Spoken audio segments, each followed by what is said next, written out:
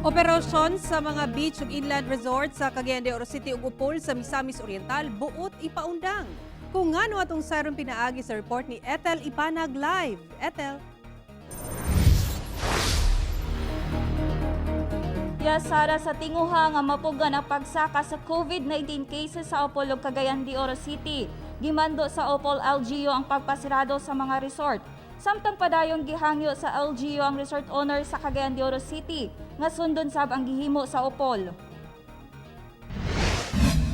Pinaagi sa executive order nga gipagula sa Upol LGU, temporaryong gipasiradaan ang mga beach ug inland resort ingon man scuba diving activities sa lungsod, epektibo sa miaging semana. Gihimo kini aron mapunga na pagsaka sa COVID-19 cases sa lugar.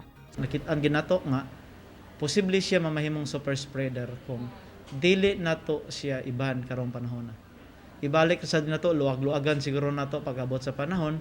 Kini usa ka tag-iya og beach resort sa Upol, miangal na kay dako na kuno siya og lugi, gani iyang mga trabahante na mauli na lang. In favor kaayo mi sa 50 kaysa sa full closure. Gasuporta mi sa Upol nga okay, mas maayo nga dili na lang sa taabri aron makatabang nga dili makapadaghan sa matakdan sa virus. Base sa datos sa DOH-10, anaa sa ikawalo nga pwesto ang lungsod nga adunay daghang kaso sa COVID-19 sa tibuok Northern Mindanao. Ilado ang Upol nga daghan og nindot nga liguanan ug suruyanan. Diin mao'y usa sa mga ginatan-aw nga rason sa pagsaka sa kaso sa sakit.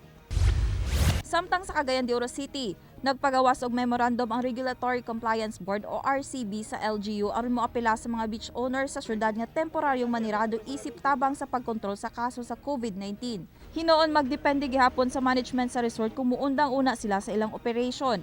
Gani kining usa ka resort sa Barangay Bunbon, ga-operate gihapon apan kamatikdan, minus ra ang mga customer nga naa sa lugar.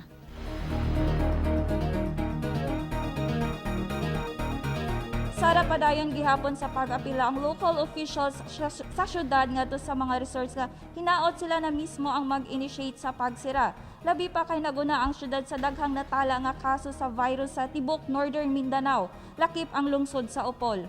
Sara. Okay, daghang salamat Ethel Ipanag.